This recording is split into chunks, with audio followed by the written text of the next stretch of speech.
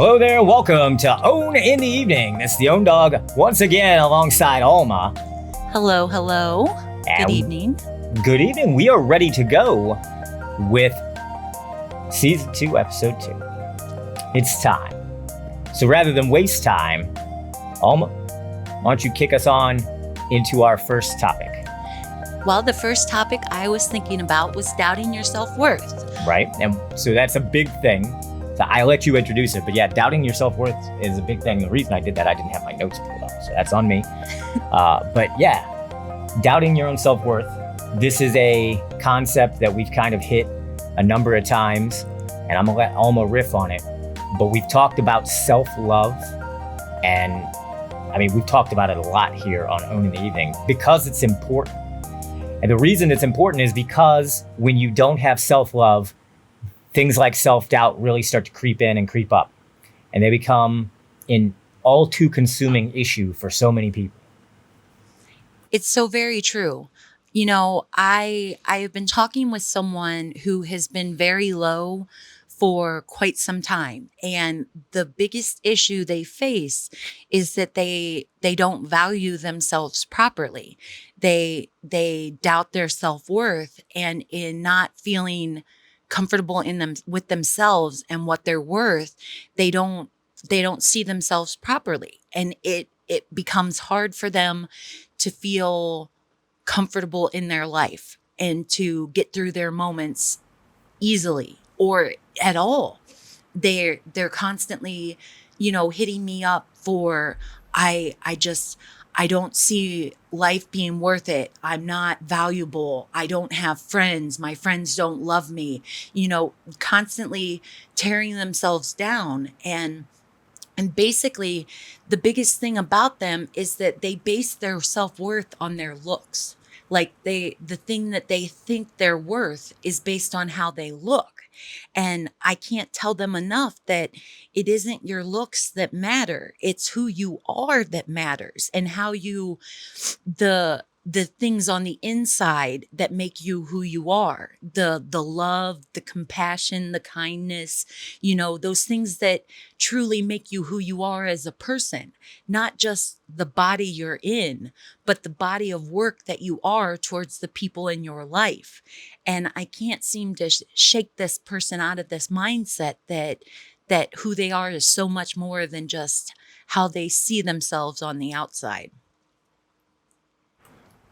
So with 3 daughters, 2 of which were already in their teen years and 1 who is coming to them way too rapidly, this is a big thing that weighs on my mind, because self-image is something, particularly in the United States with our culture, that we've made almost an impossible chase, with magazines and things, and to develop a certain image, particularly for young women. And so it does concern me, because when you see a movie star or a singer and she doesn't look like you, and quite frankly, she doesn't look like a normal person would look under normal circumstances, we know those folks put a lot of work into their appearance, and they have a lot of time and money that a lot of normal folks don't have. And that doesn't even get into the realm of plastic surgery to make yourself look better, to de-age your frame, right? So all of these concerns sit with me very heavily about our daughters in particular, because we've created this world, again, particularly here, but it's almost a global phenomenon. And I can't speak to every culture, so I can't say it's a global phenomenon. I'm going to walk that back. But it's all too prevalent that young women or men feel less than because they look a certain way. I've known enough people now throughout my life that I've met people who are beautiful on the outside and ugly on the inside. And I've met some people who you would not think were beautiful on the outside. And I won't say they're ugly, but they weren't physically attractive. But man, were they the loveliest people you'd ever meet. And so if all we're thinking about is this frontal face and facade that we put on, we're missing the point, because it's not, I don't have to tell you this. It's what lies within. And so that self-doubt and that, all of that stuff creeps in about how you look and your physical appearance, just like Alma said. We have to take a step back, and it starts with, you and I just here talking about it. So you can go talk to somebody and talk about it, and we can change things. And it's better these days. It really is. Body acceptance is getting better these days, Alma. But I don't think we're where I'd like us to be. I don't think we're where we ought to be. I don't think we're where those folks who are being made to feel inferior, I don't think we're at a place that's fair to them. I would agree. I think we're coming along. We've made leaps and strides in many ways with teaching people to accept themselves, but we still have a massive culture that shows beautiful people as being superior to people that aren't as beautiful on the outside. But we're still lacking in that culture that teaches that being nice, being kind, being loving is superior to being beautiful on the outside, because we don't prioritize those people that shine. Like, where are the stories that are showing all those people being nice and kind in the media, right? Showing those beautiful people that are doing good. We put the beautiful people that are being bodily beautiful out in the forefront and show them first and foremost in our media, in our entertainment. And those are the people that we highlight. So we're behind in that way because we're showing pretty people first before we're showing the good people, the heartfelt people that are making differences in real ways for people. So it's kind of sending a mixed message that's not really reinforcing that who we are on the inside is more important than who we are on the outside. 100%. That is the quote of the night. Say it again. I don't know what I said. It was so flowing. It's who we are on the inside is more important than who we are on the outside. And our society is sending a mixed message that, the people, the pretty people with all the money and the showmanship are getting more attention than the people that are really doing the good deeds that are making a difference for people in the world. To sum up, who you are on the inside is far better than who you are on the outside. That's the quote of the night. It's far, far more important. But Alma's nailed it. And she makes an excellent point about the media and where are the stories about the people out there doing good. So I've worked in media. They call those things human interest pieces.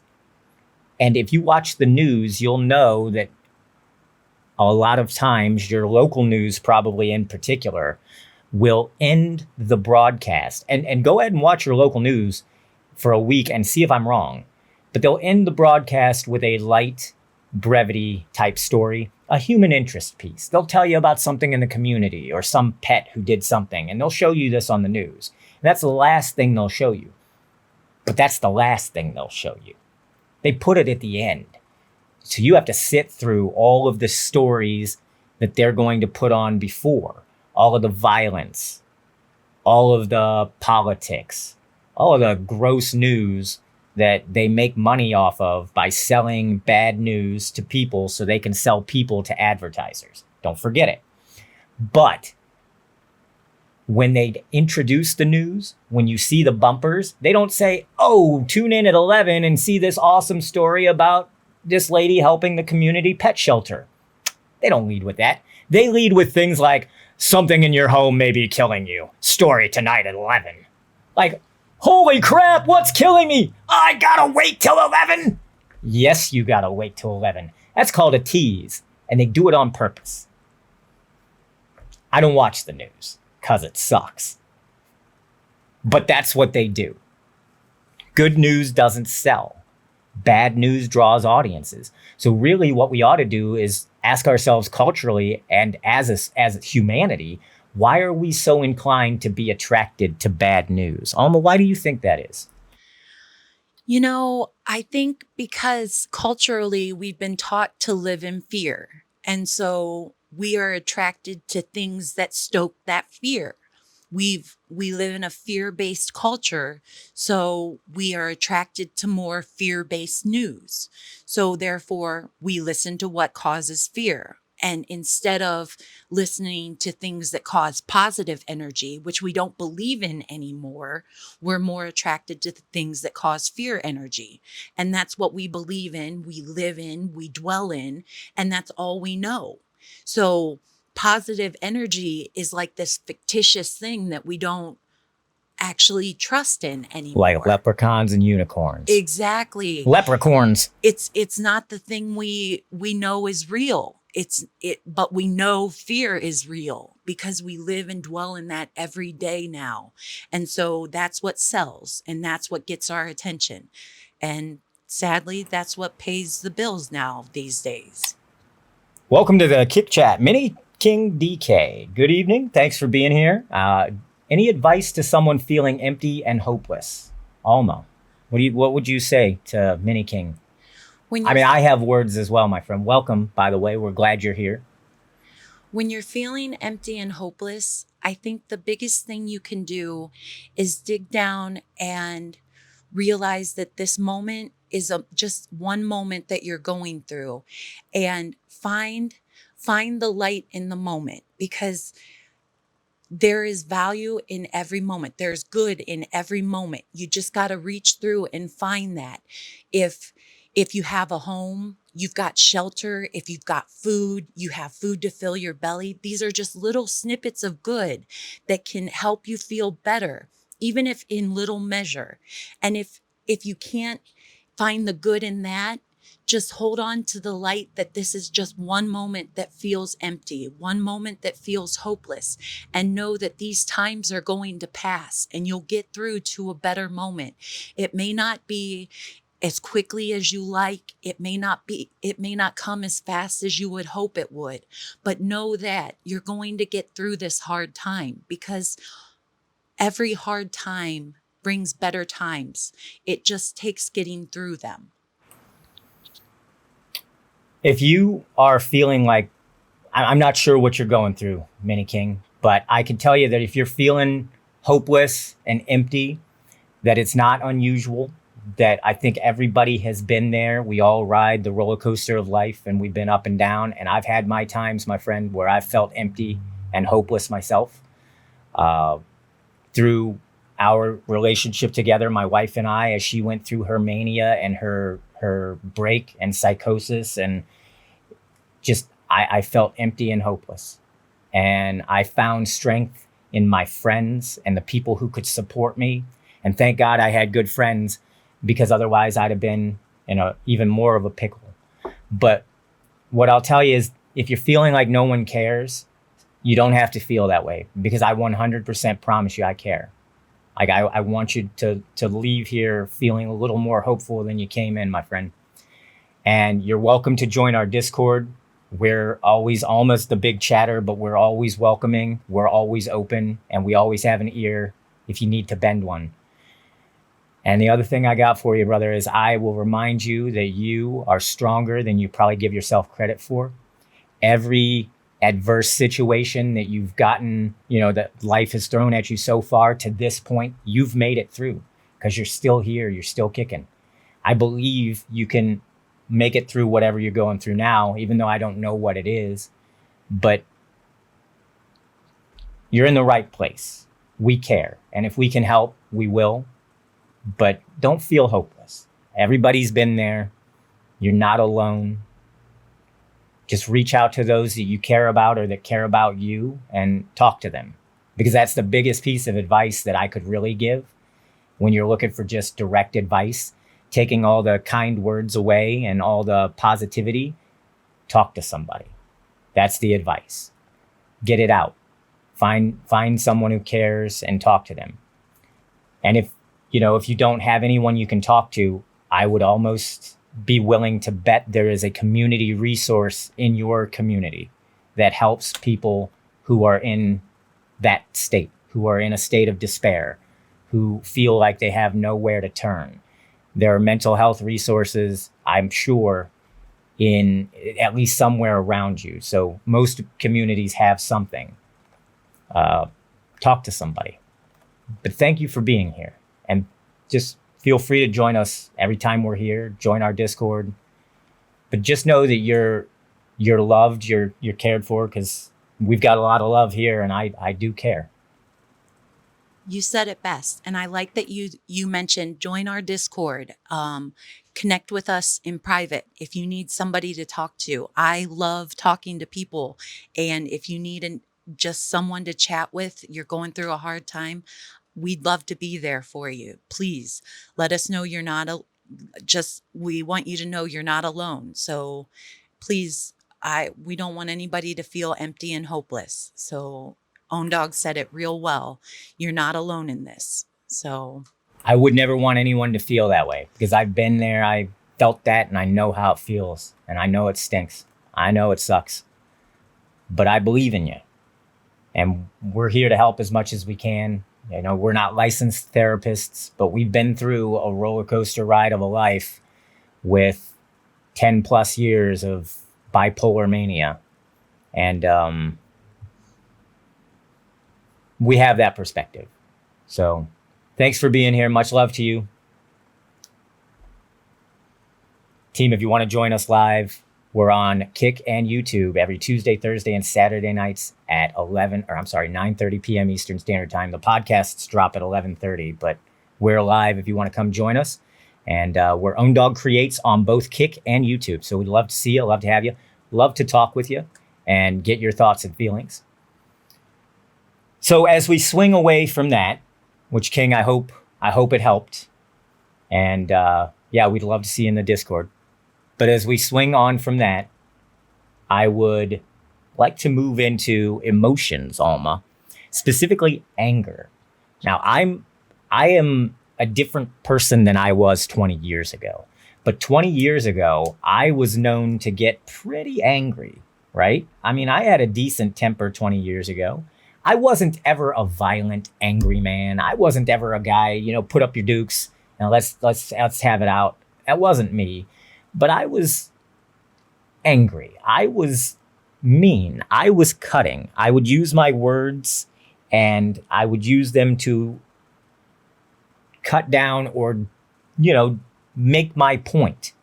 And I realized as I got older, particularly after having children, that wasn't the best way to do things. And then I got to thinking, is this what I want to teach my kids to take out into the world?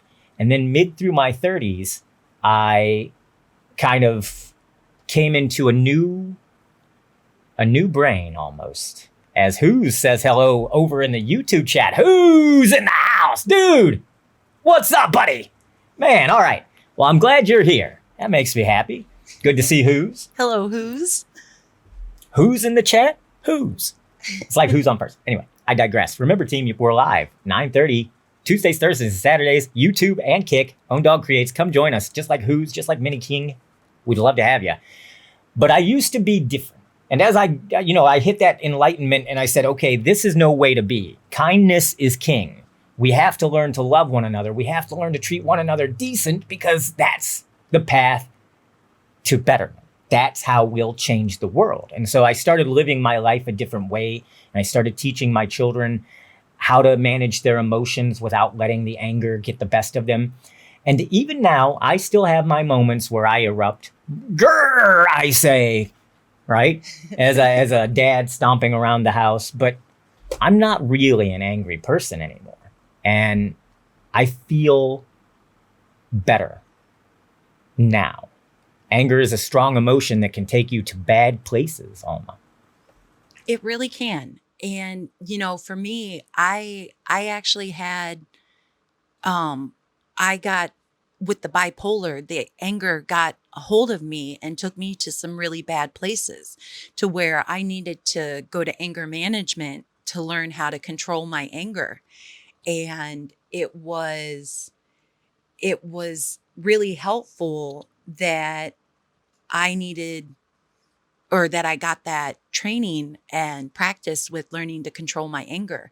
And one of the things they taught us in anger management was called emotional flooding, which when anger comes over you, you're triggered and you emotionally flood with hormones that cause you to think differently than you would normally when you're not angry. So literally, when you're angry, you're not thinking like yourself. Even though you're in your body doing your own thing, you're not thinking like yourself, which is what causes us to act out of nature and causes us to later regret the things we say and the things we do when we're angry. And so this is why it's really good. And one of the things they taught us in anger management was to give yourself time to cool down in between when you get angry and when you act on that anger, to put time in between your triggering and when you actually react to that triggering, because that emotional flooding just makes you not yourself. So the more time you put between when you trigger and act on that trigger, the more likely you are to act rationally. It's like that old adage where they say if you're angry, before you go, have it out in words with someone, write a letter and put it in a drawer. And then look at it the next day. And then read it and see if you really feel like saying all of that stuff now. Because the idea behind it is that you will find oftentimes your anger makes you write things that you would not want to say. Like you read it and you're like, man, I can't believe I was in that mental space that I was ready to say these things. And so that's the idea behind the letter in a drawer overnight. And what Alma's talking about is basically the same thing. It's the same concept. When you're flooded with that emotion of anger, you've got to find a way to kind of not allow that flood to become a tsunami and just burst out of you onto everyone around you. So it's good advice. And Alma, coming from a space where you did go through anger management because some of the bipolar did take you to dark, angry places. I think you're better now for that because you learned a lot of perspective and you've shared it with me. And quite frankly, a lot of it's useful in our day-to-day life for myself, sure, but also for the 4 kids. Like we've used some of the lessons, some of the very things that Alma, you've just said here tonight on the show. We've used some of those in practice with our own children. It's very true. Like the fact that emotional flooding, it takes 15 to 20 minutes from the time you're triggered to cool down. Mm-hmm. We see that with our son a lot. Oh yeah, very much so. Almost on like clockwork. Like he'll get pissy and he'll get angry. And our son, probably of all the 4 children, he's got the temper issue. Like he'll drop a toy on the floor and let it break. He'll break his own stuff if he gets too mad. He's got some anger issues, but he's getting much better. And as we'll take a side note real quick. Some of that anger might have come from the seizures and then the medication that they put him on for the seizures afterwards, which is known to cause anger and irritability. So we work around it and we deal with it and we work through it. But emotional flooding in that 20-minute rule, we've seen it in practice, like almost to the minute. You're just like, okay, if you're going to be this way, we're just going to leave you here. You can sit here, isolate. And 20 minutes later, he's calmed down. He's ready for a hug. He wants to talk about it. It's really good now that we have that information to know that just giving that time to cool down makes it so much easier than combating with him while he's triggered. Because as long as the other thing that they taught us was that while you're triggered and in that state, if you continue to be triggered, it's not going to cool you down. So the 15 to 20 minute countdown doesn't start until you remove yourself from that triggered event. So isolating, leaving somebody to their place, removing them from that triggering, that's when the 15 to 20 minute cool down starts. So it anger management, like you said, it really helped us in our practical day-to-day life. And it's good to put to use. So whether it's with your son or with yourself, try that. the next time you're feeling emotional, you're feeling angry. And quite frankly, emotional flooding doesn't just have to be anger. It can be anything that overwhelms you emotionally. Give yourself about 20 minutes of just do your best to settle and just let it sit for about 20 minutes. And I think that you'll find that you're seeing improvement. For King, 20 minutes for the average person, there you go. But for King, on the other hand, you sometimes need up to an hour. All right, so thank you. That's a good point. Sometimes it might be a little bit more depending on your state at the time and your own personality and inner workings. But thank you for the words, because yeah, it illustrates that if it takes King an hour, maybe just give it a little bit of time, a little bit of spacing. I've told the kids that when they're angry, that energy is inside and it's got to go somewhere. So what we do oftentimes is we just bottle it up. We keep it in there. But energy, physics tells us energy can't be like destroyed. Information that is not lost. So that energy is going to have to get out of you and go somewhere. And this is why things like a punching bag are useful, because when you're angry and you can go punch, my oldest daughter wants a punching bag because when she gets those feelings, she wants to go punch something, right? And she doesn't punch her siblings or anything, but she's got the right idea. She wants to go hit something. I'm like, that's a good outlet for that energy. You let all that energy, that anger out through the punching bag. But it doesn't have to be a punching bag. I think anything physical will help. Running, going for a walk, get down and do some push-ups. Next time you're feeling really angry, team, get down on the floor and do push-ups till you can't do them anymore. And then stand up and tell me if you still feel like fighting. I even think journaling sometimes is a good way to do it, because that you exercise out the energy of your emotions through your hand motion. Writing, you get the thoughts out, and it puts the thoughts onto the paper that you can then process and understand what you're going through. So it's emotion, it's a magic that happens when you write and get it out of you. And that's my personal form of exercising out the anger when I'm upset, or the sadness, or whatever's overwhelming me. I turn to journaling because it helps a lot. Yeah, I would 100% agree. Again, I've mentioned to the oldest daughter, because she's the one who's contemplative. She likes quiet time, likes to sit alone, likes to do a lot of internal thinking and that kind of stuff. I appreciate that because that's very similar to her dad. I like to do those sorts of things as well. But it's as I told her, when you're angry, that's not a bad idea to just kind of sit and process your thoughts. I said, but you can benefit from something physical in it, like journaling, because it's a physical motion. You're letting that energy flow through your hand and the pen as I write for you here on the podcast. You can't see me, but I was writing in the air with a pen. So those types of things, physicality and outlets like that, running, writing, painting, sculpting, anything that helps you get that energy out in a physical fashion is a good thing. King, you punched through a table. Does that count? King over in the kick chat. Maybe. It depends. Was it a valuable table? Was it something that you needed replaced afterwards? Because if it was, then that probably wouldn't count as a constructive outlet of your aggression, but it certainly is an outlet of aggression.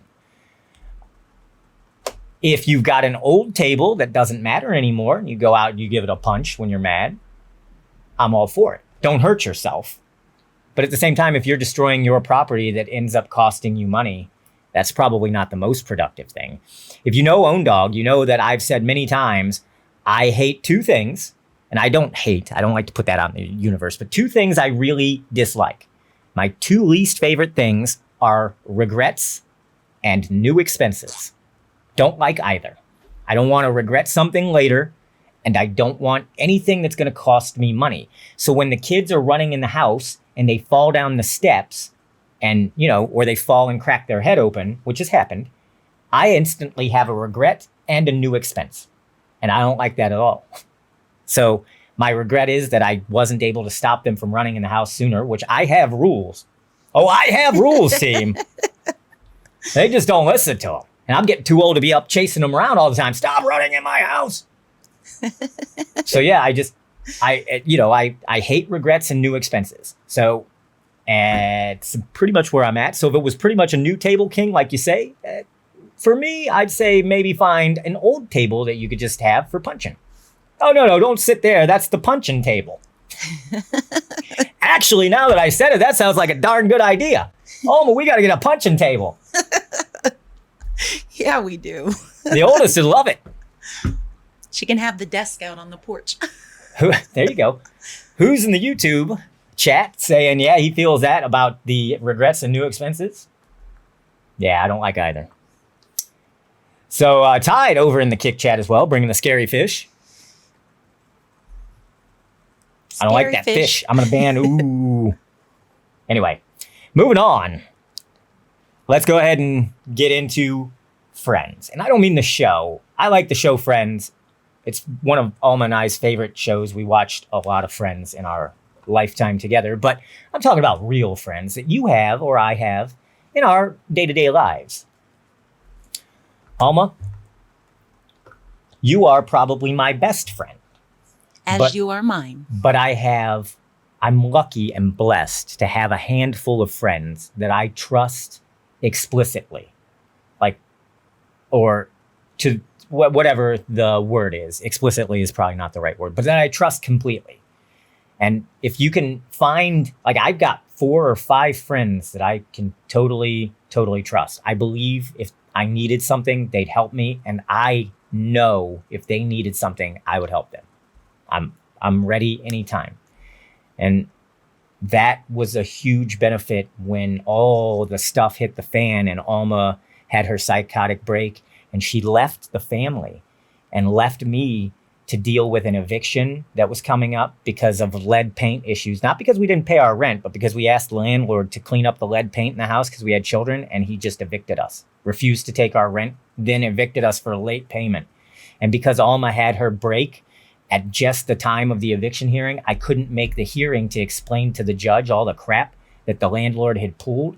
And so, yeah, we just got evicted. And then no one would rent to us because we're bad tenants. And it was all because we wanted our children to be safe, team. But my friends were there. That's a story for another time. My friends were there to help. And if it weren't for them, I'd have been sleeping in my car. I spent the first few nights wondering how I was going to find a place for me and the kids to sleep. And my friends stepped up. They opened their doors, their small homes. They let us in. And even though we were cramped and even though we were a burden, they accepted us and helped us.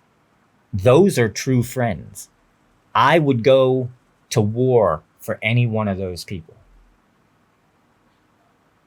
That's what friendship is. And that's what matters.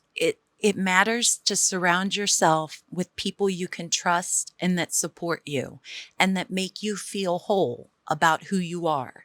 So many people that I talk to struggle with the friendships and relationships in their life that don't necessarily create positive connections for them. And because of these lack of positive connections, they feel less than whole in their own sense of self. So really, the important thing about this topic is that you're surrounding yourself with people that are positive influences in your life that make you feel good, that make you feel whole, that make you feel supported. Because in your tough moments, if you can't reach out to somebody that helps you feel better, helps you feel more, helps you feel better, then why are they in your life? Like, what is that connection there for? It's not healthy to have people that don't reinforce a healthy relationship with yourself.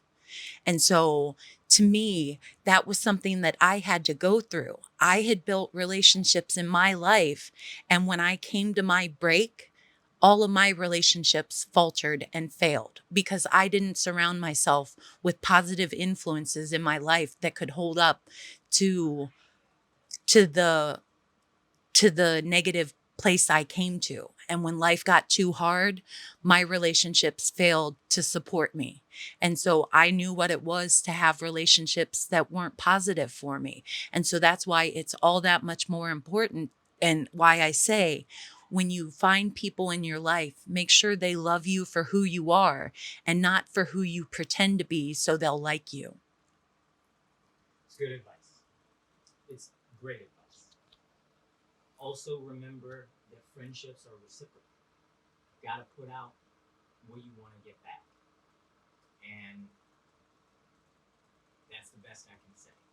Your friends... You're muted. All right. Well said. That was excellently put. And the only thing that I can add to that is you've got to give back what you put out or what you take, right? You got to put out what your friends are giving. It's reciprocal. So surround yourself with good people. Do your best to be your best. And I think that sums it up nicely.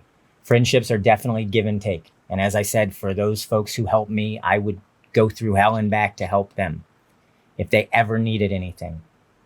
So that's the best I can do, is offer myself freely. And that's what they did for me, is they offered what they had freely. They didn't charge me. They didn't ask me for money. They didn't make me feel bad because life had kicked me and I was down. They helped lift me back up. And if it weren't for that handful of people, team, I wouldn't be sitting here talking to you today. I don't even know if I'd still have my kids or know where Alma was. So for those folks who helped me, if they see this video or hear this podcast, God, do I love you. But they already know that, because I tell them all the time. I'm a 44-year-old man, and I'll tell my friends straight up, I love you. I miss you. So don't be afraid as you get older. Don't be afraid when you're younger to tell somebody that you love them. We end the show always with the same thing. Tell somebody you love them. I mean it. I mean it. I've lost my mom, my dad, my grandpa, all my aunts and uncles. I can't tell them I love them anymore. So don't miss your opportunity. It's important. So with that, Alma, we've hit that magic time. I think we've come to the end of our show. That's going to be it for this episode of Ownin the Evening. That's Alma. I'm Owndog. Remember, team, make a great night. Make somebody else's night great as well. And tell somebody you love them. We're going to see you on the next one, Tuesday night. Remember, you can catch us live on Kick at 9:30 p.m. Eastern Standard Time, Kick or YouTube. Tuesdays, Thursdays, and Saturdays. And then the podcasts come out at 11:30 that night. So yeah, we'll be getting this one edited and ready for podcast time. Till we see you again. Thanks for being here. We love you. Keep owning the evening.